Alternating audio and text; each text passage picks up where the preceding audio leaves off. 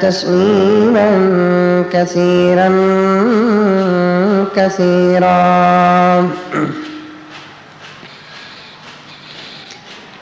معزز سامعین کرام، بزرگان دین، نوجوانان ملت، 2-3 جمعہ سے میں آپ حضرات کے سامنے حج کے متعلق بات کو شروع کیا. بڑی تفصیلی گفتگو ہماری چل رہی ہے، اس لیے کہ ہم تمام کے دلوں کے اندر حج کا جذبہ بھی پیدا ہو جائے اور حج کے مسائل اور فضائل سے ہم تمام کو واقفیت بھی ہو جائے. مزید اس کے علاوہ اللہ تعالی ہم تمام کو حج مبرور عطا فرمائے. جب تک ایک چیز کی مکمل حقیقت ہمارے سامنے نہیں آتی، اس چیز کی محبت بھی ہمارے دلوں کے اندر پیدا نہیں ہوتی. حقیقت سادی سیدھی نہیں بلکہ مکمل طریقے سے آنی چاہیے.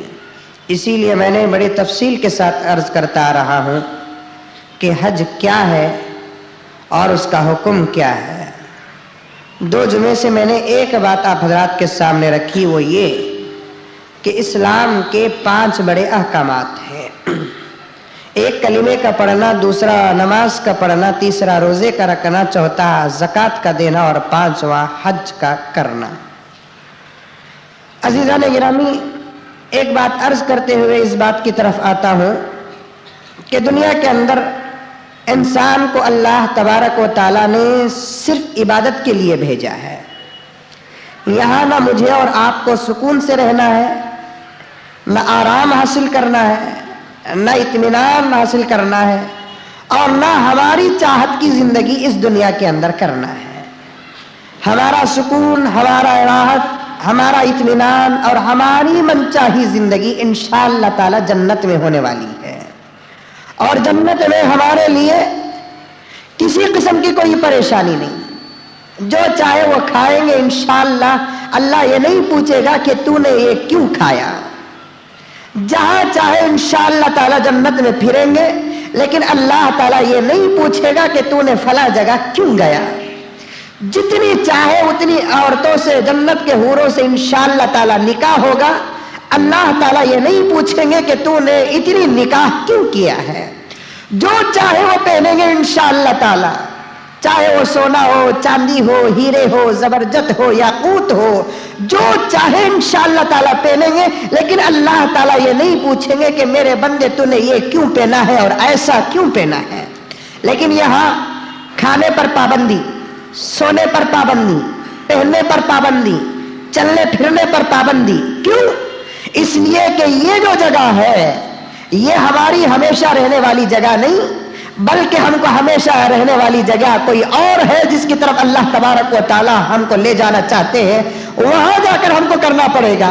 یہاں آپ حرام کھانا تو دور کی بات، اگر حلال بھی حد سے زیادہ کھا لیا تو اللہ تعالیٰ اس کا بھی سوال کریں گے. حرام تو کھانا ہی نہیں، حلال بھی اگر کھاتا ہے انسان تو اللہ تعالیٰ حلال کے بارے میں سوال کریں گے. حضرات فقہاء کرام نے ارشاد فرمایا، آدمی کتنا کھا سکتا ہے؟ جان بچانے کے لیے، کھڑے ہو کر نماز پڑھنے کی طاقت حاصل کرنے کے لیے جتنا کھانا ضروری ہے اتنا کھا سکتا ہے. اور اس کے علاوہ یہ فرض درجہ، سنت درجہ کیا کہ پیغمبر علیہ الصلوۃ والتسلیم نے فرمایا آدھا پیٹ کھاؤ اور پاؤں پیٹ پانی پیو اور پاؤں پیٹ کو خالی رکھو. یہ سنت طریقہ ہے. اس کے بعد اگر کوئی آدمی پیٹ بھر کر کھا لیتا ہے تو اس کے لیے فقہاء نے فرمایا وہ کھانا مباح ہو جاتا ہے. مباح کسے کہتے ہیں؟ کھانے پر نہ ثواب ہے نہ عذاب ہے. آپ فرض کے بقدر کھائیں گے وہ کھانا آپ کے لیے ثواب، سنت کے بقدر کھائیں گے وہ کھانا آپ کے لیے ثواب. اگر پیٹ بھر کر کھا لیں گے، اب آپ کے کھانے کا ثواب ختم ہو گیا. اللہ تعالیٰ آپ کے کھانے اور روٹی پر کوئی ثواب نہیں دیتے. چوتھا ایک قسم ایسا بھی ہے، چوتھے قسم کے لوگ ایسے بھی ہیں پیٹ بھی بھر گیا اور اس سے بھی زیادہ کھا رہے ہیں، حلق تک کھا رہا ہے. فقہاء کرام فرماتے ہیں جو کھانا فرض پر ثواب کا درجہ رکھتا تھا، جو کھانا سنت کی حیثیت سے ثواب کا درجہ رکھتا تھا، پیٹ پیٹ بھرنے کی وجہ سے وہ جیسا ثواب ختم ہو گیا، پیٹ بھرنے کے بعد بھی اگر آدمی کھا رہا ہے تو اللہ تبارک و تعالیٰ اسی کا کھانا اس کے لیے حرام قرار دے دیتے ہیں۔ پیٹ بھرنے کے بعد کھانا اب اس کے لیے جائز نہیں ہے، حرام ہے۔ حلق تک کھانا اس کے لیے جائز نہیں ہے، حرام ہے۔ کیوں کہ اللہ تبارک و تعالیٰ یہاں پر آپ کے کھانے پر پابندی لگایا، پہننے پر پابندی لگایا، جو چاہے آپ پہن نہیں سکتے۔ مردوں کے پہننے کا طریقہ الگ، مردوں کے پہننے کا لباس الگ، مردوں کے پہننے کے زیب و زینت کی چیزیں الگ، عورتوں کے زیب و زینت کی چیزیں الگ۔ اگر یہاں کوئی آدمی سونا استعمال کرے گا اس کی نماز قبول نہیں ہوتی، اس کی نماز قبول نہیں ہوتی۔ کوئی سونا استعمال کرتا ہے فرشتے اس سے دور بھاگ جاتے ہیں۔ کوئی آدمی ریشم استعمال کرتا ہے فرشتے اس سے دور بھاگ جاتے ہیں۔ کوئی آدمی اور کوئی چیز استعمال کرتا ہے فرشتے اس سے دور بھاگ جاتے ہیں اور اس کی کوئی عبادت قبول نہیں ہوتی۔ اس کے برخلاف جنت میں جائیں گے، پیغمبر کی ہزاروں حدیثیں آپ کو ملیں گی۔ اللہ کے رسول صلی اللہ علیہ وسلم نے ارشاد فرمایا، جنت میں جب داخلہ ہوگا تو جنتیوں کو سونے چاندی کے کنگن پہنائے جائیں گے، بہترین سونے چاندی اور ہیرے زبرجد اور جواہر اور یاقوت کے ہار پہنائے جائیں گے۔ حضور نے فرمایا کہ جو آدمی دنیا کے اندر ریشم کو استعمال کرتا ہے اللہ تعالیٰ اسے جنت میں ریشم نہیں پہناتے۔ اس کا مطلب یہ ہے کہ جنت میں ہم کو ریشم بھی پہنایا جائے گا۔ آپ کے سمجھنے کے لیے میں کہتا ہوں کہ یہاں مرد کوئی بنی نہیں پہنتا، آج کے زمانے میں کوئی مرد بنارس نہیں پہنتا، آج کے زمانے میں کوئی مرد چمکی پرنی کا کام کیا ہوا نہیں پہنتا، لیکن یہ تمام زیب و زینت کی چیزیں اللہ تبارک و تعالیٰ جنت میں رکھیں گے۔ مرد سونا بھی پہنے گا، وہاں پر چاندی کو بھی استعمال کرے گا، گلے کے ہار بھی ڈالے گا، ہاتھ کا کنگن بھی ڈالے گا، ریشم بھی پہنے گا، مقبل بھی پہنے گا۔ کیوں؟ اس لیے کہ پورے آرام اور سکون کی جگہ وہ ہے جسے میں اور آپ جنت کہتے ہیں۔ یہاں پر میرے اور آپ کے لیے ہر عمل کے بارے میں سوال کیا جائے گا، کئی قانون لاگو ہوتے ہیں۔ یہاں دار العمل کہا جاتا ہے، یہاں آپ کو ایک قدم اٹھا کر دوسرا قدم رکھنا ہے تو اللہ تبارک و تعالیٰ کے احکامات کو سامنے رکھ کر کرنا پڑے گا۔ آدمی من چاہی زندگی یہاں پر گزار نہیں سکتا ہے۔ اسی کو میں بتانا چاہتا ہوں کہ اسلام نے سب سے پہلے بنیادی طور پر 5 چیزوں کو ہمارے اوپر لاگو کیا ہے۔ کیوں لاگو کیا؟ اس لیے کہ یہ 5 چیزوں کے اوپر اگر غور فکر کریں گے تو یہ 5 چیزوں کی اہمیت بظاہر ہمارے سامنے، یہ 5 چیزوں کا عمل بہت بڑا مصیبت والا عمل ہے۔ کلمہ تو پڑھ لیتے ہیں، آپ بولیں گے کہ مولانا کلمہ پڑھنا کون سا مصیبت کا کام ہے، کلمہ پڑھنا کون سی پریشانی کا کام ہے؟ دوستو کلمہ تو آدمی آسانی سے پڑھ لیتا ہے، لیکن کلمے پہ عمل کرنے کا جب سوال آئے گا لوگ تو 100 کا حساب لگاتے ہیں، 10,000 میں بھی ایک مسلمان ایسا نہیں ملے گا جو یہ چھوٹا سا کلمہ جو اس کے دکان میں لکھا ہوا رہتا ہے، جو اس کے مکان میں لکھا ہوا رہتا ہے، جو اس کی گاڑی پر لکھا ہوا رہتا ہے، جو اس کی تعویذ پر لکھا ہوا رہتا ہے، یہ چھوٹا سا کلمہ جسے لا الہ الا اللہ محمد رسول اللہ کہتے ہیں، پڑھنے پر تو آسان ہے لیکن عمل کرنے کا جب سوال آئے گا تو ابو جہل سے پوچھو کہ کلمہ کیا ہے۔ میں یہ نہیں کہتا کہ ابو بکر سے پوچھو کہ کلمہ کیا ہے، میں یہ نہیں کہتا کہ عمر سے پوچھو کہ کلمہ کیا ہے، میں یہ نہیں کہتا کہ عثمان اور علی سے پوچھو کہ کلمہ کیا ہے، میں تو یہ کہتا ہوں کہ ابو جہل سے پوچھو کہ کلمہ کیا ہے، ابو لہب سے پوچھو کہ کلمہ کیا ہے، عتبہ اور شیبہ سے پوچھو کہ کلمہ کیا ہے، حضور کے پتھر پھینکنے والوں سے پوچھو کہ کلمہ کیا ہے، اس لیے کہ ان کو معلوم تھا کہ کلمہ پڑھنے کا نام نہیں، کلمہ عمل کرنے کا نام ہے۔ کلمہ پڑھنے کا نام نہیں، کلمہ تو عمل کرنے کا نام ہے۔ تو کلمہ تو پڑھ لیتا ہے، یہ بھی ایک بہت بڑی چیز۔ نماز کا پڑھنا، روزے کا رکھنا، زکات کا دینا، حج کا کرنا، یہ تمام عبادتیں ہم پر لاگو ہوتے ہیں۔ آخر کیوں؟ وجہ کیا ہے؟ آخر اللہ تبارک و تعالیٰ نے 5 مرتبہ دن میں اپنے گھر کو بلاتا ہے، سال میں 1 مرتبہ بھوکے رکھتا ہے۔ ہمارے پسینے کی کمائی سے اللہ تبارک و تعالیٰ کہتا ہے کہ یہ پیسے نکال کر کہیں اور لگا زکات کے نام پر، پھر پورے احکامات ادا ہو جاتے ہیں تو اللہ تبارک و تعالیٰ لاسٹ اور اینڈنگ پوائنٹ پہ یہ حکم لگاتا ہے کہ پیسے بھی خرچ کر، اپنے جسم کو بھی استعمال کر، تجھے سفر کر کے میرے گھر تک آنا پڑے گا، میرے نبی کے روزے تک آنا پڑے گا، تجھے 2 لاکھ کا خرچہ ہوگا تو برداشت کرنا پڑے گا، تجھے 3 لاکھ کا خرچہ ہوگا تجھے برداشت کرنا پڑے گا، تجھے سفر کی مشقتیں برداشت کرنی پڑے گی، تجھے کپڑے بھی نکالنا پڑے گا، تجھے سر بھی مڑانا پڑے گا، تجھے قربانی بھی دینا پڑے گا، تجھے کنکریاں بھی مارنا پڑے گا، تجھے مینا عرفات مزدلفہ جیسے چٹیل میدانوں میں نہ دھوپ کی پرواہ کرنی پڑے گی تجھے، نہ ٹھنڈ کی پرواہ کرنی پڑے گی تجھے، باقاعدہ ان تجیر میدانوں کے اندر تجھے سب کو برداشت کر کے رہنا پڑے گا، طواف کرنا پڑے گا، خامخواہ صفا مروہ پر دوڑنا پڑے گا، خوب زمزم پینا پڑے گا۔ آخر یہ قانون اللہ تبارک و تعالیٰ لاگو کرتے کیوں ہے؟ اس کی مثال میں بڑی آسانی سے آپ کو سمجھاتا ہوں۔ دوستو بیماری تو ہر کسی کو آتی ہے کہ نہیں آتی ہے؟ کوئی آدمی یہ نہیں کہہ سکتا کہ حضرت پیدا ہوئے تب سے اب تک میں بیمار نہیں پڑا۔ یہ تو اللہ تبارک و تعالیٰ کے دشمنوں کا قول ہے کہ کہتے ہیں مجھے سر کا درد نہیں آیا، فرعون کہا، نمرود کہا کہ مجھے بیماری نہیں آتی، شداد کہا کہ مجھے نقصان نہیں ہوا۔ انسان ہونے کی حیثیت سے، اللہ کا غلام ہونے کی حیثیت سے بیماری آنا فطرت میں داخل ہے۔ بہت سارے بوڑھے لوگ جوان ہمارے سکا جوان ہسپتال کو جاتے دانت میں درد، ایک مرتبہ پان کھا لے کو کھڑا تھا، لے لو کو پان والے صاحب کو بولا میں کہ صاحب بریک سپاری ڈالو، بریک سپاری۔ تو بازو ایک بڑے میاں کھڑے تھے، کیا حضرت جوان رجا کو بریک سپاری کھاتے ہی نہ؟ یہ بولنا چاہتے ہیں وہ کہ ہم نے اپنی جوانی میں کوئی ڈاکٹر کے پاس نہیں گئے، اب وہ لمبی اپنی داستان شروع کر رہے ہیں، ایک سر کا درد نہیں آیا، ایک کان کا درد نہیں آیا، فلاں نہیں آیا، فلاں نہیں آیا۔ بیماری کا نہیں آنا فقر نہیں، بیماری کا آنا فقر ہے۔ حضور کو سر کا درد بھی آیا، حضور کو پیٹ کا درد بھی آیا، حضور کو سینے کا درد بھی آیا، حضور کو پیروں کا درد بھی آیا، حضور کو گھٹنے کا درد بھی آیا، حضور کو بچھو بھی کاٹا۔ بیماری کا نہیں آنا فقر نہیں، بیماری کا آنا فقر ہے۔ اسی لیے پیغمبر نے فرمایا 3 کاموں کے بعد اگر کوئی آدمی مر جاتا ہے تو وہ بہترین موت ہے۔ ایک، بیمار ہونے کے بعد جب اسے صحت ملتی ہے، وہ صحت کے عالم میں اگر وہ مر جاتا ہے تو اس کے لیے بہترین موت، اس لیے کہ بیماریوں کی وجہ سے اس کے گناہ معاف ہو جاتے ہیں۔ اب وہ مرے گا تو انشاءاللہ ڈائریکٹ جنت کو چلا جائے گا۔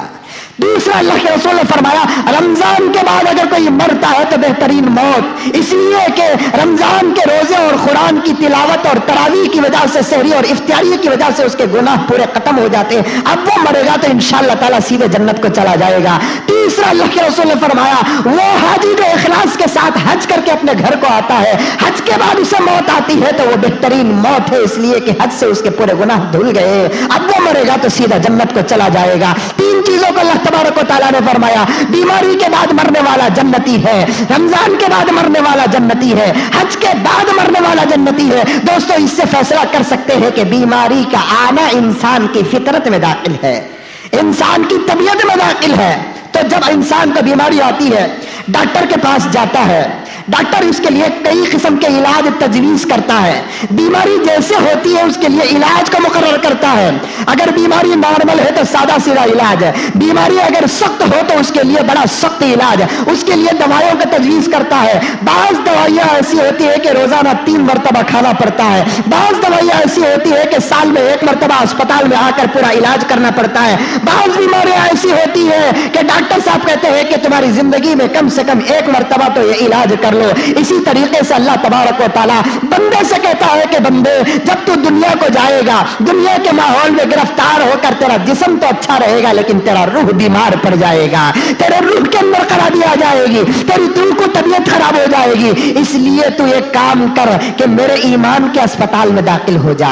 اللہ کے اسپتال میں داخل ہونے کے لیے لا الہ الا اللہ محمد رسول اللہ کے فارم کو فل اپ کرنا پڑے گا۔ اس کے بعد جب وہ بندہ اللہ کے ایمان کے اسپتال میں داخل ہو جاتا ہے، اللہ تبارک و تعالیٰ سب سے بڑے سرجن ہوتے ہیں، سب سے بڑے ڈاکٹر ہوتے ہیں، احکم الحاکمین ہوتے ہیں۔ اللہ سے بڑھتی کوئی حکیم نہیں، اللہ سے بڑھتی کوئی طبیب نہیں، اللہ سے بڑھتی کوئی مشکل کشا نہیں، اللہ سے بڑھتی کوئی حل المشکلات نہیں، اللہ سے بڑھتی کوئی دستگیر نہیں، اللہ سے بڑھتی کوئی مسبب الاسباب نہیں۔ پورے اس ایمانی اسپتال کا سرجن جو ہے وہ وحدہ لا شریک ہے اللہ تبارک و تعالیٰ۔ ہم جیسے بیماروں کے علاج کرنے کے لیے چھوٹے چھوٹے ڈاکٹروں کو جیسے بڑا ڈاکٹر بھیجتا ہے، اسی طریقے سے اللہ تبارک و تعالیٰ ہماری روح کی بیماری کا علاج کرنے کے لیے چھوٹے چھوٹے انبیاء علیہم الصلوۃ والتسلیم کو بھیجا، جاؤ میرے بندے بیمار ہو کر ایمان کی اسپتال میں داخلہ لیا ہے، ان کا علاج کرو۔ حضرت آدم، حضرت حضور اکرم صلی اللہ علیہ وسلم تک جتنے انبیاء علیہم الصلوۃ والتسلیم دنیا کے اندر آئے وہ ہمارا علاج کرنے کے لیے آئے۔ علاج کرنے کے لیے آئے. اب ہماری بیماری جیسی ہوتی ہے ویسے علاج.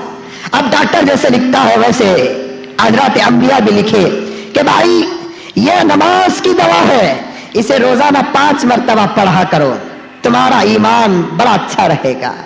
یہ روزے کی دوا ہے, سال میں 1 مرتبہ نہیں بھولنا اسے باقاعدہ اسے استعمال کرو. یہ زکات ہے, جس طریقے سے تمہارا خون غلیظ ہو جاتا ہے, مال کے زیادہ آنے کی وجہ سے تمہارا ایمان بھی غلیظ ہو جاتا ہے. اس لیے کام کرو, سال میں 1 مرتبہ, مہینے میں 1 مرتبہ اللہ کے رسول صلی اللہ علیہ وسلم اپنے جسم سے خون نکالتے تھے. ایمان جب غلیظ ہو جاتا ہے, وہ پاک ہونے کا ایک ہی راستہ ہے کہ دل سے مال کی محبت کو نکالنا. اللہ تبارک و تعالیٰ نے انبیاء کے ذریعے سے امت محمدیہ اور تمام مسلمانوں کا علاج فرمایا کہ تیرا دل, تیرا ایمان ناپاک ہو گیا, اس لیے تو اپنی غلاظت کو, ایمان کے خون کو صاف کرنے کے لیے تو اپنے مال میں سے کوئی حصہ نکال دے.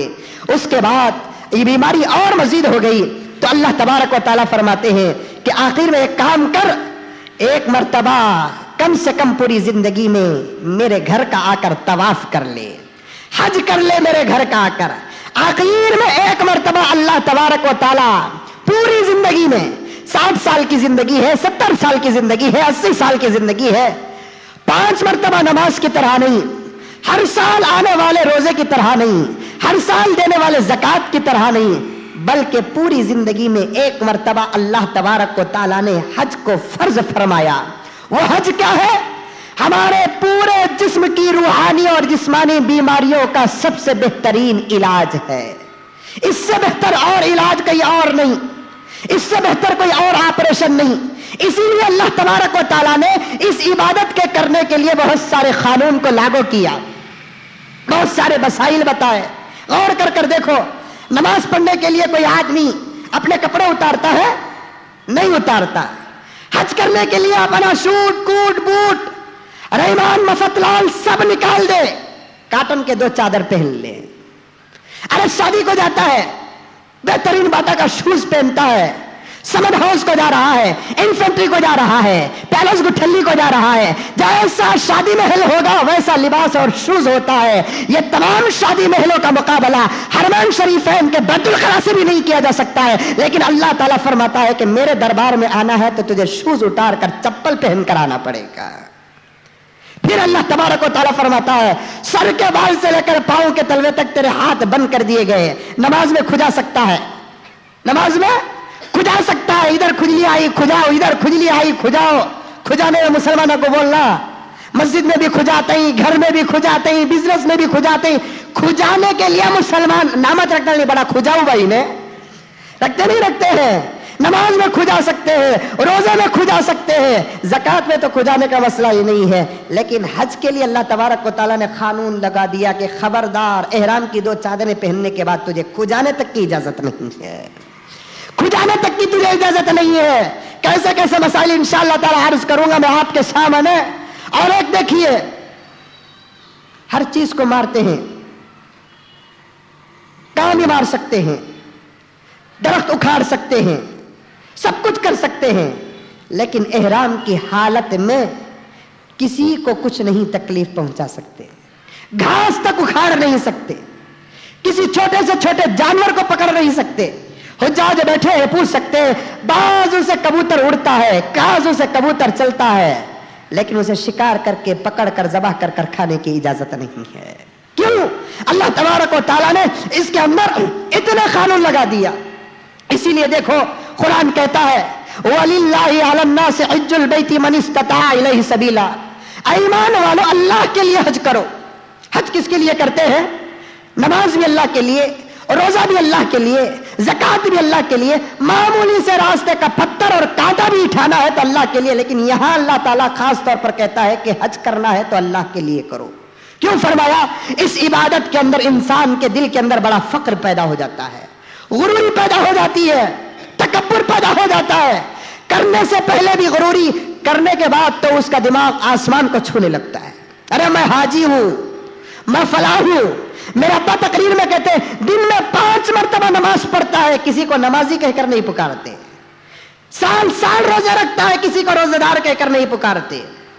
مال کی زکات ادا کرتا ہے، کسی کو زکاتی کہہ کر نہیں پکارتے، پوری زندگی میں ایک مرتبہ حج کرتا ہے تو ساری دنیا اسے حاجی حاجی حاجی الحاج کیا کیا خطابوں سے نوازتے ہیں، اور جیسے ہی حج کر لیا اب یوں سمجھ جاتی ہے ساری دنیا آدم علیہ السلام کے پوترے ہیں، یہ بالکل پاک و پوتر ہے، یہ بڑے بڑے عہدے دیے جاتے ہیں۔ اللہ نے فرمایا کہ حج ایسے نہیں کیا جاتا، حج ایسے کیا جاتا ہے یہ سمجھ کر حج کرو کہ تم سے بڑا کوئی پاپی نہیں ہے۔ اللہ والوں کے حج کو اٹھا کر دیکھو، اللہ والوں کے عبادتوں کو اٹھا کر دیکھو، آج حج کرتے ہیں ایک بہت بڑا ہنگامہ، ایک بہت بڑا فیشن، یوں سمجھتے ہیں کہ اللہ پر، مکے پر، مدینے پر ہم احسان کر رہے ہیں۔ احسان تو اللہ تبارک و تعالی ہم پر کر رہا ہے، اسی لیے اللہ والے حج کرتے ان کا عمل اٹھا کر دیکھو کہ ایک ایک عمل پر بے ہوش ہو کر گر جاتے، احرام باندھتے ہوئے بے ہوش ہو جاتے، تکبیر کہتے ہوئے بے ہوش ہو جاتے، جانور کو ذبح کرتے ہوئے بے ہوش ہو جاتے، ہمیشہ اللہ تبارک و تعالیٰ کا خوف۔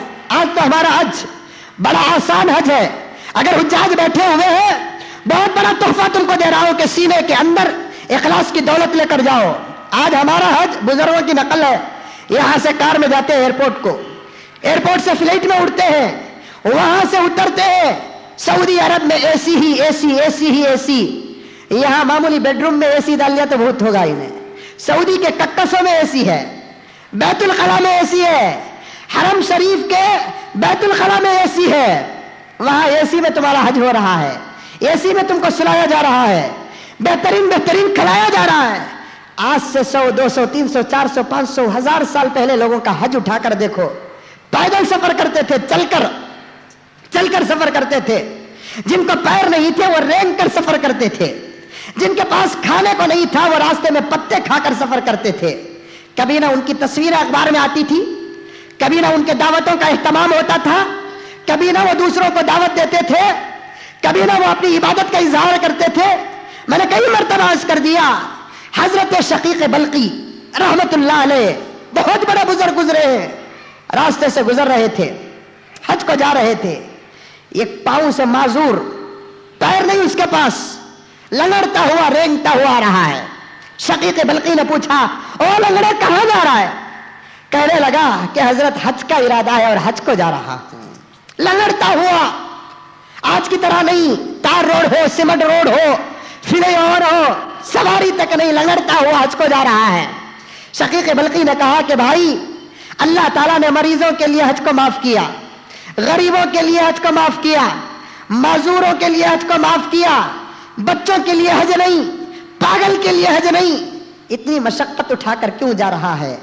تو وہ پاؤں سے معذور، غریب، اپاہج حضرت شقیق بلقی کو کہتا ہے، شرعی اعتبار سے تو میرے اوپر حج معاف ہے حضرت، لیکن یہ دل جو تڑپ رہا ہے اس کا جواب کون دے گا؟ یہ دل جو تڑپ رہا ہے نا اس کا جواب کون دے گا؟ اس لیے کہ یہ دل کو سکون اگر ملتا ہے تو وہی وہ ایک جگہ ہے جہاں سکون ملتا ہے۔ آج سکون کے لیے تڑپنے والے اور ترسنے والوں سے میری گزارش ہے، ایک مرتبہ اخلاص کے ساتھ حج کر لو، پوری زندگی سکون اور اطمینان حاصل ہو جائے گا۔ ایک بہت بڑے بزرگ شیخ شیخ صاحب رحمۃ اللہ علیہ فضائل حج کے اندر لکھا ہے، طواف کر رہے تھے، اچانک طواف کے موقع پر ایک حسین اور خوبصورت عورت نظر آئی، بہت خوبصورت تھی، چہرے کے اندر سکون، اطمینان، کعبۃ اللہ کا طواف کر رہی تھی۔ تو حضرت جو بزرگ طواف کر رہے تھے انہوں نے اس عورت کو دیکھا، حالانکہ طواف کرتے وقت اللہ کے رسول نے فرمایا تمہاری نگاہ نیچے رہے، کعبے کو تک دیکھنے کی اجازت نہیں ہے۔ اب مرد اور عورت دونوں مل کر طواف کرتے ہیں، اس لیے اپنے آنکھوں کی حفاظت سخت ضروری ہے۔ تو اچانک ان کی نگاہ ایک عورت پر پڑی، عورت کو دیکھنا بول کر نہیں دیکھے، عورت کو دیکھ کر مزہ حاصل کرنا اس نیت سے نہیں، وہ جو حضرت اس عورت کو دیکھا، اس عورت کے چہرے کے اندر ایک عجیب قسم کا سکون تھا، اطمینان تھا۔ تو حضرت نے اس عورت کو پوچھا کہ بہنا تیرے چہرے کے اندر بڑا سکون معلوم ہو رہا ہے، یوں معلوم ہوتا ہے کہ اللہ تبارک و تعالیٰ نے دنیا کی تمام نعمتیں تجھے دے دی ہے، ایک تو حسن دیا اللہ تعالیٰ تجھے، دوسرا سکون بھی دیا اللہ تبارک و تعالیٰ تجھے، تیسرا تیرے حال چال کو دیکھ کر یوں معلوم ہوتا ہے کہ تیرے پاس دولت بھی بہت زیادہ ہے۔ یہ تین چیز اگر کسی کو مل جائے، بتاؤ اگر مجھے مل جائے، آپ کو مل جائے، ہمارا حال کیا ہوگا؟ حسن مل جائے، سکون مل جائے، دولت مل جائے، میں سمجھتا ہوں آج ہم مسلمان نہیں رہیں گے بلکہ وقت کے فرعون بن جائیں گے۔ ہمارے پاس کوئی حسن نہیں، پھر بھی ہم دنیا کو بتاتے ہیں کہ ہم بڑے خوبصورت ہیں۔ ہمارے پاس کوئی دولت نہیں، ہم دنیا کو بتاتے ہیں کہ ہم قوم کے توپ اور سورما ہیں۔ سکون نام کی چیز ہمارے پاس نہیں ہے۔ کپڑے اچھے پہن لینے کا نام سکون نہیں، اچھے بنگلوں میں رہنے والے کا نام سکون نہیں، بہترین کار میں پھرنے والوں کا نام سکون نہیں۔ ارے سکون تو بھیک مانگنے والے فقیروں کو پوچھو سکون کسے کہتے ہیں۔ یہ راستے میں جا کر ایک ایک آدمی سے تو بھیک مانگ کر چارنے آٹھنے لیتا ہے، لیکن جب رات کا سورج غروب ہوتا ہے، رات چڑھ جاتی ہے، پلیٹ فارم میں اللہ کا نام لے کر ایک پتلی سی چادر اوڑھ کر سوتا ہے تو باقاعدہ 8 گھنٹے کی نیند اسے مل جاتی ہے۔ یہ بڑے بڑے بلڈنگوں میں سونے والوں سے پوچھو، رات کو سونے کے لیے یا تو وہ نیند کی گولی استعمال کرنا پڑتا ہے یا نہیں تو باٹل مارنا پڑتا ہے۔ اسے سکون نہیں کہتے۔ رات کو سونے کے لیے ایک ایک گھنٹے کی نیند کے لیے ترستے ہیں۔ حضرت نے اس عورت کو دیکھ کر فرمایا، حالانکہ وہ وقت دیکھنے کا نہیں، شیخ زکریا صاحب رحمۃ اللہ علیہ خود لکھے ہیں، حجاج بیٹھے ہیں تو دیکھ لو، غور سے سن لو، اپنے نگاہوں کی حفاظت کرو۔ وہاں جا کر اگر اللہ کے گھر کو دیکھا نہیں، اللہ کو دیکھنے کی فکر نہیں کرا تو پھر دنیا کے اندر آ کر اللہ تعالیٰ اس کی آنکھوں سے حق دیکھنے کا پردہ ختم کر دیتے ہیں۔ ایک دوسرے بزرگ حج کر رہے تھے، اچانک ایک خوبصورت عورت نظر آئی تو فوراً وہ عورت کو دیکھے، ایک تماچا چہرے پر پڑا، تو تماچا کہاں سے پڑا پتہ نہیں، تو حضرت پریشان ہوئے، سوچنے لگے کون مارا؟ آواز کعبۃ اللہ سے آتی ہے، مجھے دیکھنے کے لیے آیا اور ایک عورت کو دیکھ رہا ہے۔ دیکھنے کے لیے تو آیا مجھے، ایک عورت کو دیکھ رہا ہے۔ اسی لیے حجاج سے میری گزارش ہے، یہاں سے نیت لے کر نکلو، میں کعبے کو نہیں دیکھنے جا رہا ہوں، اللہ کا دیدار کرنے کے لیے جا رہا ہوں۔ مدینہ منورہ میں نبی کا روزہ دیکھنے کے لیے نہیں، نبی کا دیدار کرنے کے لیے جا رہا ہوں۔ انشاءاللہ تعالیٰ تمہارا جذبہ جیسا ہوگا اللہ تعالیٰ ویسا تمہارے ساتھ سلوک کریں گے۔ پرانا واقعہ ہے، ایک باپ حج کے لیے نکلتا ہے، وہ زمانے میں پیدا ہونا تھا، کوئی مشکل نہیں، نہ پاسپورٹ کا، نہ ویزے کا، نہ سفر کا، نہ فلائٹ کا، ارادہ کرتے نکل جاتے۔ آج ہمیں لاکھ ارادہ کرنے کے بعد بھی جہاں ہے وہیں ہے کہ نہیں ہے؟ یا تو پاسپورٹ بنا تو ویزا نہیں ہوتا، ویزا ہوگا تو پاسپورٹ نہیں ہوتا، حج کمیٹی سے اگر جانا ہے تو قرآن نہیں ہوتا، کیا کی مصیبتیں آ گئی ہیں۔ آج عبادت کرنے کے لیے بھی کئی مصیبتوں کا سامنا کرنا پڑتا ہے، لیکن وہ زمانہ ایسا کہ ارادہ کرتے اور نکل جاتے۔ ایک باپ آ کر حج کا ارادہ کیا اور حج کے لیے نکلا تو گھر سے پوچھ لے کر نکلا کہ حج کے لیے جا رہا ہوں، دعا کرو۔ چھوٹا سا بچہ تھا، پوچھنے لگا کہ ابا کہاں جا رہے ہیں؟ بچے کا ایمان پیدا کرو۔ میں نہیں کہتا کہ شیخ عبد القادر جیلانی کا ایمان پیدا کرو، حضرت معین الدین چشتی کا ایمان پیدا کرو، یا بڑے بڑے اولیاء کرام کا ایمان پیدا کرو۔ میں یہ نہیں کہتا، صرف یہ کہتا ہوں کہ وہ بچہ جس ایمان اور جس مقصد اور جس جذبے کے ساتھ گیا وہ جذبے والا ایمان پیدا کرو۔ بچے نے باپ سے پوچھا کہ ابا کہاں جا رہے ہیں؟ تو باپ نے بچے کو کہا کہ بیٹے حج کو جا رہا ہوں۔ باپ کو بچے نے پوچھا کہ ابا حج میں کیا ہے؟ تو باپ نے بچے سے کہا کہ بیٹے حج میں اللہ کا گھر ہے۔ تو بچے نے کہا کہ جب اللہ کا گھر ہے تو اللہ بھی وہاں ہوگا۔ تو باپ نے کہا کہ ہاں بیٹے اللہ بھی وہاں ہے۔ تو بچہ ضد کرنے لگا کہ مجھے بھی اللہ کو دیکھنا ہے، میں بھی تمہارے ساتھ آؤں گا۔ یہ جذبہ پیدا کرو، کعبۃ اللہ کو دیکھنے کے لیے نہیں، کالے غلاف کو دیکھنے کے لیے نہیں، اس 4 دیواری کا طواف کرنے کے لیے نہیں، یہ نیت لے کر جاؤ کہ میں اللہ کا دیدار کرنے کے لیے جا رہا ہوں، اللہ ہی کا طواف کرنے کے لیے جا رہا ہوں، اللہ ہی کا بوسہ لینے کے لیے جا رہا ہوں۔ بچہ کہنے لگا کہ ابا میں بھی تمہارے ساتھ آؤں گا۔ باپ کہنے لگا کہ بیٹے سفر لمبا ہے، مصیبتوں والا سفر ہے، مشقتوں والا سفر ہے، اس میں بہت سارے مسائل آتے ہیں۔ اب بچوں کی ضد ہوتی ہے، بچہ ایک پاؤں میں کھڑ گیا، نہیں ابا مجھے آنا ہے آپ کے ساتھ۔ باپ نے بچے کو بھی ساتھ لے لیا، کئی مہینوں کا سفر پیدل باپ اور بچہ کرتے ہوئے حرم کو پہنچے۔ کعبۃ اللہ کے اطراف ایک بہت بڑی مسجد ہے، مسجد کے دروازے پر قدم رکھتے ہیں، باپ کی نگاہ بھی کعبۃ اللہ پر پڑتی ہے، بچے کی نگاہ بھی کعبۃ اللہ پر پڑتی ہے۔ وہاں جا کر کعبے کو دیکھنے والے جس جذبے سے دیکھتے ہیں، حاجی سے پوچھو کہ حاجی صاحب کعبہ دیکھتے ہوئے تم کو کیسے لگا؟ حاجی صاحب طواف کرتے ہوئے تم کو کیسے لگا؟ حاجی صاحب صفا مروہ کی سعی کرتے ہوئے تمہیں کیسے لگا؟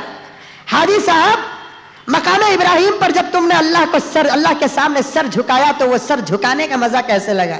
ہمیں حاجیاں جاتے وقت ایک اچھی واچ لے لگا، ایک اچھی تسبیح لے لگا رہا، وہ تسبیح میں گنتا نہیں پڑھتا نہیں انہیں، وہ تسبیح لے لگا رہا تو کار میں اٹکا لیتے ہیں۔ کیا کار کو تسبیح پڑھنا ہے کیا؟ ایک اچھی تسبیح لے کر آؤ، ایک اچھی مسواک لے کر آؤ، ایک اچھی واچ لے کر آؤ، گھر کے بے کا کان کے لے کر آؤ، ناک کے لے کر آؤ، ہاتھ کے لے کر آؤ۔ یہ سوال جانے سے پہلے، آنے کے بعد کیا لے کر آ تمہیں؟ کمبل جا کاتے کی نیکی کوسی پہلی شادی رہتی کہ وہ شادی کوئی نہ جاتی سو کیسا بولے تو سری دیوی بن کو جاتی۔ اب پورا دکھتا کان کا، ایسا ڈال لیتی ہے، پورا کان کا دکھ رہا ہے، یہ گلے کا دکھ رہا ہے۔ اس باپ پاک پروردگار اس قوی ذات کے گھر میں جا کر یہ بے حیا بن کر آئی۔ حاجیوں سے یہ پوچھو، حاجی صاحب کعبہ دیکھے تو تم کو کیسے لگا؟ تو اب بچہ اور باپ دونوں کعبے کے دروازے پر قدم رکھتے ہیں، تب باپ نے بھی کعبے کو دیکھا ہے اور بچے نے بھی کعبے کو دیکھا ہے۔ دوستو، کعبہ تو چار دیواری کا نام ہے، لیکن اسے دیکھنے کا جو مزہ آتا ہے، خدا وحدہ لا شریک کی قسم کہ کسی اور چیز کو دیکھنے کا وہ مزہ نہیں آتا۔ ارے جس پر خدا کی تجلی روزانہ 120 مرتبہ نازل ہوتی ہے، اس کے اندر اگر مزہ نہیں ہے تو کیا وائٹ ہاؤس کے اندر مزہ ہوگا؟ کیا اسمبلی کے اندر مزہ ہوگا؟ کعبہ تو کعبہ ہے۔ میں تو عام طور پر کہتا ہوں، کعبے کو دیکھنے کے بعد پھر جو سانس لینے کا موقع اللہ تعالیٰ دیتا ہے، ایک نئی زندگی دیتا ہے، ورنہ دیکھتے ہی اسی وقت اس کا انتقال ہو جانا چاہیے۔ وہ تجلی دل کے اندر پڑتی ہے۔ بہرحال بچہ اور باپ دونوں کعبے کے حرم کے دروازے پر قدم رکھتے ہیں۔ باپ نے بھی کعبے کو دیکھا، بچے نے بھی کعبے کو دیکھا۔ جیسے ہی باپ کی نگاہ کعبے پر پڑی، باپ نے لبیک کہا، بچے نے بھی لبیک کہا، لیکن دوسرا لمحہ بچے پر ایسے گزرا کہ بچہ چیخ مارا، وہیں بچے کے کعبے کے چوکٹ پر بچے کا انتقال ہو گیا۔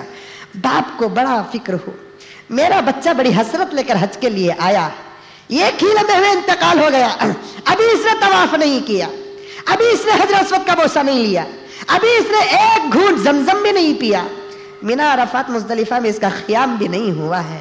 اللہ تیرے فیصلے تو ہی بہتر جانتا ہے۔ انسان ہونے کی حیثیت سے ایک سوال دل کے اندر آتا ہے، تیری امانت تو لیتا ہے تو کسی کو پوچھنے کا تو سوال نہیں، حق نہیں ہے، لیکن اتنا تو ہے کہ حج کے بعد اگر بچہ مر جاتا تو کوئی فرق نہیں ہوتا۔ یہ پہلا لمحہ تیری چوکٹ میں یہ معصوم تجھے دیکھنے کے لیے آیا اور تیری چوکٹ میں سر جھکا کر تیرے پاس پہنچ گیا۔ یہ سوچا، رات ہوئی، سوتا ہے تو باپ کو خدا کا دیدار ہوتا ہے۔ اللہ تعالیٰ فرماتے ہیں کہ بندے، ساری دنیا کو انصاف کا سبق دینے والے ہم بندوں پر ظلم نہیں کرتے۔ ساری دنیا کو انصاف کا سبق دینے والے ہم بندوں پر کبھی ظلم نہیں کرتے۔ ہم نے تمہارے بچے کے ساتھ بھی انصاف کیا اور تمہارے ساتھ بھی انصاف کیا۔ جب تم گھر سے نکلے تھے تمہاری نیت یہ تھی کہ تم کعبے کو دیکھے، لیکن تمہارا بچہ جب نکلا تھا بچے کی نیت یہ تھی کہ خدا کو دیکھے۔ تم نے کعبے کو دیکھ لیا اور تمہارے بچے نے خدا کو دیکھ لیا۔ جب کوئی بندہ خدا کو دیکھ لیتا ہے تو اب دنیا کے اندر کوئی چیز دیکھنے کے قابل نہیں رہتا، اس لیے ہم نے تمہارے بچے کو اپنے پاس بلا لیا ہے۔ یہ جذبہ لے کر حج کو جانا ہے، نیت یہ لے کر جاؤ کہ میں حج کو جا رہا ہوں، اللہ کو دیکھنے کے لیے جا رہا ہوں۔ حدیث میں آتا ہے جو آدمی حجر اسود کو بوسہ دیتا ہے وہ حجر اسود کو بوسہ نہیں دیتا بلکہ اللہ سے مصافحہ کرتا ہے۔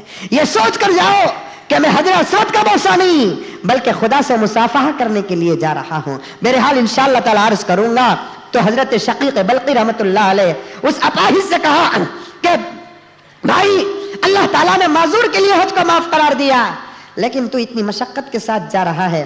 معذور نے کہا کہ دل جو کعبے کو دیکھنے کے لیے تڑپ رہا ہے اس کے دل کا جواب میرے پاس نہیں، میں جان قربان کر دوں گا لیکن خدا کے گھر کا دیدار کروں گا۔ حضرت شقیق بلقی رحمت اللہ علیہ نے پوچھا کہاں سے نکلا تو وہ اپاہج کہنے لگا میں سمرقند سے نکلا ہوں، ملک شام کا ایک شہر سمرقند، 2000 کلومیٹر مکے سے ملک شام کا 2000 کلومیٹر کا سفر پاؤں نہیں سو اپاہج رینگتا ہوا جا رہا ہے۔ حضرت شقیق بلقی نے پوچھا کتنے سال ہوا تو گھر سے نکل کر؟ وہ اپاہج کہتا ہے کہ 10 سال ہوئے حج کا ارادہ لے کر گھر سے نکلتا ہوا۔ حج کا ایک سفر ایسا ہے دوستو، اللہ کے رسول نے فرمایا اگر کوئی آدمی حج کا ارادہ کر کے گھر سے نکلا اور راستے میں اس کا انتقال ہو گیا تو اللہ تعالیٰ ایک فرشتے کو اس کی شکل بنا کر پیدا کریں گے، قیامت تک اس کے طرف سے حج کرتا رہے گا وہ. اور یہ 10 سال سے حج کا ارادہ کر کے نکلا ہے. تو میرے دوستو سوچ کر دیکھو کہ 10 سال سے اس کے حج کے ثواب کا عالم کیا ہوگا. 10 سال سے وہ بھی گھوڑے پہ نہیں، اونٹ پہ نہیں، گدھے اور خچر پر نہیں، بلکہ رینگتا ہوا جا رہا ہے. شقیق بلقی سوچنے لگے، واہ رے تیری قسمت، تو اتنی مشقت کے ساتھ حج کر رہا ہے، اللہ تعالیٰ کے دربار میں تیرا کیا مقام ہوگا. تو فوراً وہ لنگڑا اپاہج کہتا ہے، حضرت میرے 10 سالہ عبادت پر اور اس 10 سال کی مسافت پر آپ کو فکر کرنے کی اور غور و فکر کرنے کی ضرورت نہیں ہے. آپ تو میرے سفر کے بارے میں سوچ رہے ہیں. مجھے اس بات کا خوف ہے کہ میں اتنی مصیبتوں سے خدا کے دربار پہ جا کر لبیک کہوں اور اللہ تعالیٰ میرے لبیک کو قبول نہیں کیا تو میں کروں گا کیا. میں اتنی مصیبت کے ساتھ اللہ کے دربار میں جاؤں اور وہاں جا کر لبیک کہوں اور اللہ تعالیٰ میرے لبیک کو قبول نہیں کیا تو میں کروں کیا. تو دوستو مصیبت اور مشقتوں کا سفر ہے. اس سفر میں قدم بقدم آپ کو مسائل کو سامنے رکھ کر کرنا پڑے گا. یہی وہ ایک جگہ ہے جہاں سکون انسان کو ملتا ہے. عرض کر رہا تھا کہ حسین عورت کیا تھی، وہ حسن بھی تھا، دولت بھی تھی اور سکون بھی تھا. تو وہ بزرگ کہنے لگے کہ محترمہ بڑے مزے سے تو خدا کا طواف کر رہی ہے اور اللہ تعالیٰ تیرے پاس حسن بھی دیا ہے، دولت تو تیرے کپڑوں سے نظر آ رہی ہے اور تیسری چیز تیرے چہرے پر بڑا سکون ہے. تو وہ عورت کہہ رہی ہے کہ حضرت میری زندگی کا اگر تم کو پتہ چل گیا تو یقیناً آپ کو اس سے زیادہ افسوس نہیں ہوگا. تو حضرت کو وہ لڑکی، حضرت اس لڑکی کو پوچھتے ہیں، عورت سے پوچھتے ہیں آخر بتا کیا. کہنے لگی بڑی مصیبتوں کو برداشت کر کے میں یہاں تک پہنچی ہوں. کیا مصیبتیں؟ کہنے لگی کہ حضرت ایک مرتبہ میں گھر میں تھی، اللہ تعالیٰ مجھے 3 بیٹے 1 بیٹی اور پیار کرنے والا شوہر بھی دیا تھا. ایک دن میرا شوہر میرے گھر کے اندر آ کر بکری کو ذبح کیا. غور سے سنو، بکری کو ذبح کیا. میرے بچے کھڑ کر تماشا دیکھ رہے تھے. بکری پکائے کھائے سب کچھ ہوا. 2-3 دن کے بعد میرا بڑا بیٹا جو چھوٹا تھا اس سے چھوٹے بیٹے کو پوچھا معلوم ہے بھیا ہمارے ابا بکری کیسے ذبح کرے؟ تو چھوٹا بیٹا بڑے بیٹے کو کہنے لگا نہیں بھیا مجھے نہیں معلوم، ہمارا ابا کیسا بکری ذبح کرے بتا تم بول کر چھوٹے بھائی کو بڑا بھائی بلا کو جا کو گلے میں چوری چلا دیا ہے. اسی لیے علماء فرماتے ہیں کوئی بڑا کام معصوم بچوں کے سامنے نہ کرو، کیونکہ ان کا دماغ بڑا تازہ رہتا ہے. وہ ہر کام وہ کرنے کی کوشش کرتے ہیں جو ان کے ماں باپ کرنے کی کوشش کرتے ہیں. اسی لیے میاں بیوی بھی اپنے کمرے کے اندر اپنے جائز تعلقات کو ادا کرنا ہے تو چھوٹے بچوں سے بچنا پڑے گا. یہ مسئلہ بتا رہا ہوں. اگر بیوی ہے، تمہاری بیوی ہے، تمہاری پراپرٹی ہے، یہ معصوم بچوں کا ذہن خراب نہ ہو جائے، اس لیے تم بھی اپنی بیوی کے گلے میں ہاتھ نہ ڈالو، اس لیے کہ وہ دیکھے گا ابا امی کے گلے میں ہاتھ ڈال رہے ہیں، امی تو بڑے ہیں، میرے سے اس کی امی کہاں ملے گی. اب وہ باہر جائے گا کسی کے گلے میں ہاتھ ڈالے گا.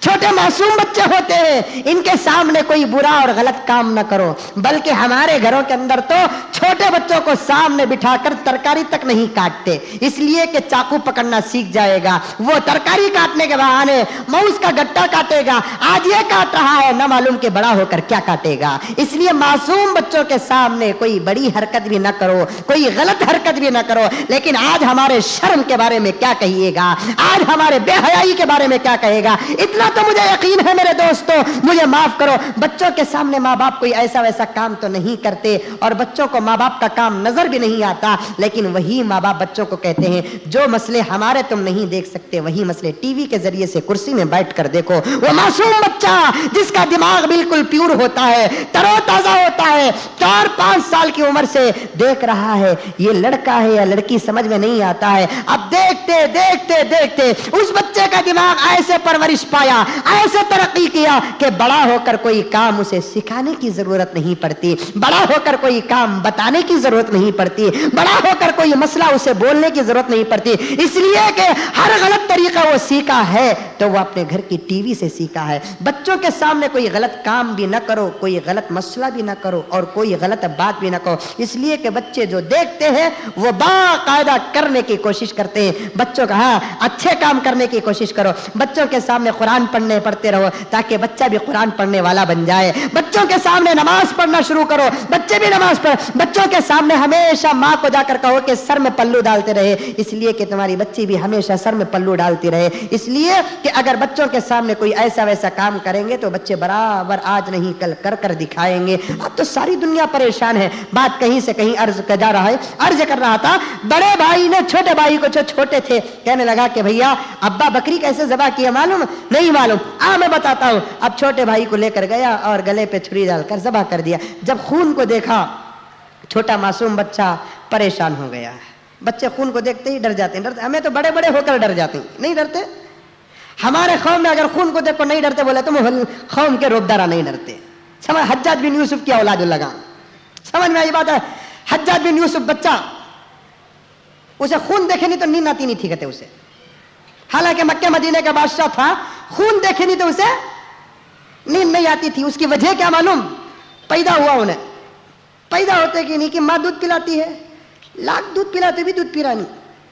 خیر دوسری عورتوں کے پاس جا کر دیا دودھ پلاؤ, ان کا بھی دودھ پی رہا نہیں. کسی کی جا کر بولے, حکیمہ کو بولے دودھ پینے کا نام نہیں ہے.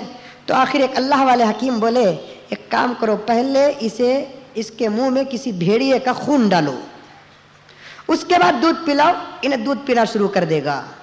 تو ویسا جا کر بھیڑیے کا خون اس بچے کے منہ میں ڈالے, اس کے بعد اسے دودھ پلا تو دودھ پینا شروع کر لیا.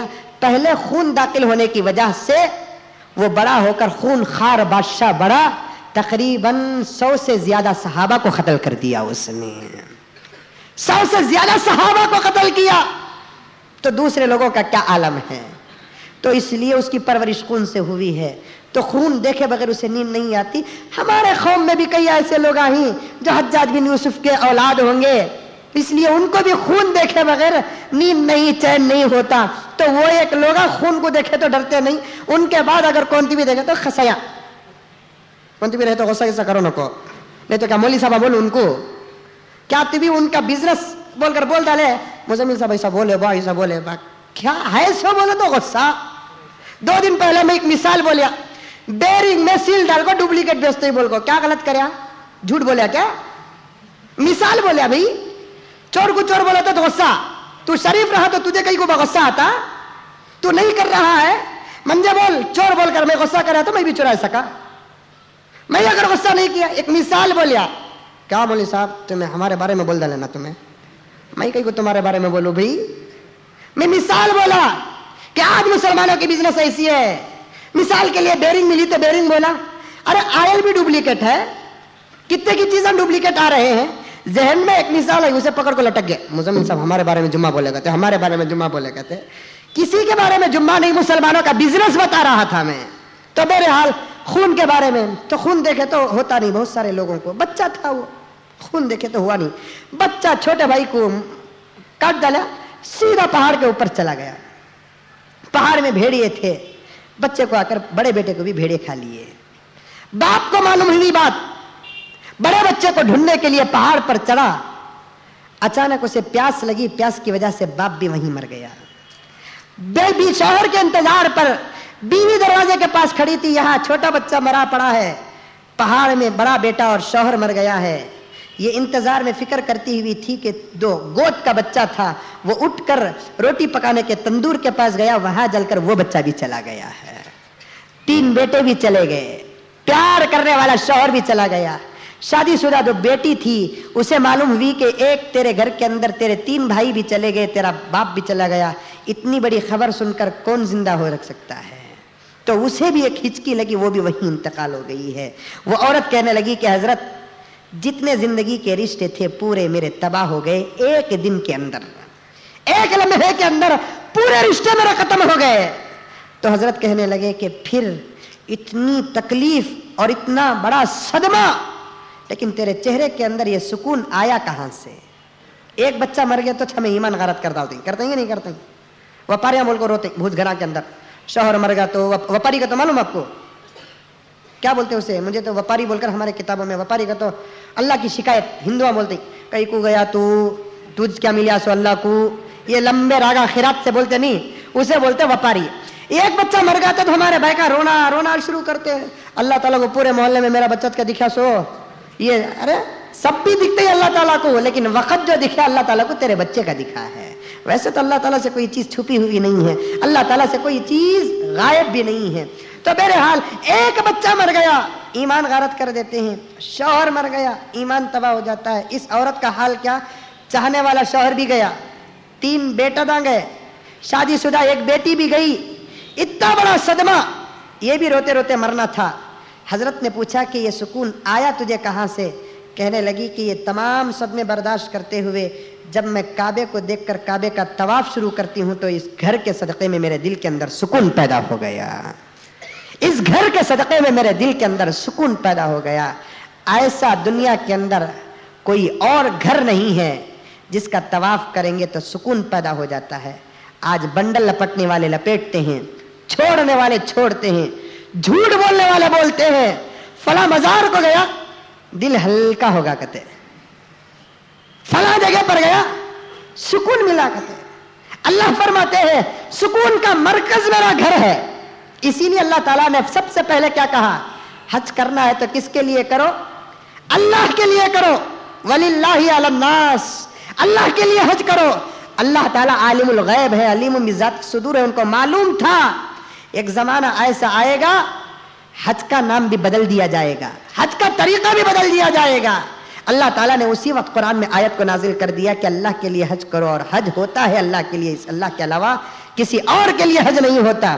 اور آج مسائل, آج زمانہ, آج ہمارا دماغ ایسا کہ حج کو بھی ہم نے ڈیوائڈ کر دیا. کیا بڑا حج کہتے, چھوٹا حج کہتے. بڑا حج کیا, کعبۃ اللہ کو جانا. چھوٹا حج کیا, اجمیر کو جانا. بڑا حج بھی نہیں, چھوٹا حج بھی نہیں ہے. یہ جو حج ہوتا ہے صرف اللہ کے گھر کا ہوتا ہے. دوستو اس سے بڑھتی اور کوئی ثبوت نہیں ہوگا کہ حج تو مدینے میں بھی نہیں ہوتا جہاں حضور صلی اللہ علیہ وسلم ہے. حج ہوتا ہے تو مکے میں ہوتا ہے. حضور کے روزے کا طواف نہیں, حضور کے روزے کو بوسہ نہیں دیا جاتا, حضور صلی اللہ علیہ وسلم کے نام پر نہیں, اللہ کے نام پر حج ہوتا ہے. اسی لیے اللہ تبارک و تعالیٰ نے قید لگا دیا, کیا, اللہ کے لیے حج کرو. جب تم اللہ کے لیے حج کرو گے, یہ حج کا ثواب کیا ملے گا معلوم؟ حج پورا کرنے کے بعد جب تم واپس آؤ گے تو تمہارے پورے گناہوں سے تم صاف ہو کر فلائٹ سے نیچے اترتے ہو یا مکے سے ہندوستان کو آتے ہو. لوگوں کو تو نظر آتا ہے کہ تم مکے سے ہندوستان کو آ رہے ہو, لیکن آقا نے فرمایا مکے سے ہندوستان کو نہیں آ رہا ہے, پھر یہ ماں کے پیٹ سے دوبارہ پیدا ہو رہا ہے. رجع یوم کا ولدتہ امہ, اب یہ ایسے حد سے اپنے گناہوں سے پاک ہو کر آ گیا گویا کہ ابھی پیدا ہوا ہے. اس کے نامہ اعمال میں ایک بھی گناہ نہیں ہے. اب یہ پہ نئی زندگی شروع کرے گا. اسی لیے اللہ تبارک و تعالیٰ نے قید لگا دیا کہ وَلِلَّهِ عَلَى النَّاسِ حِجُّ الْبَيْتِ مَنِ اسْتَطَاعَ إِلَيْهِ سَبِيلًا. اللہ کے لیے حج کرو. اللہ کے لیے حج کرنے کا عمل کیا ہے؟ پورے اخلاص کے ساتھ, پورے صداقت کے ساتھ, اپنے آپ کو گنہگار سمجھ کر.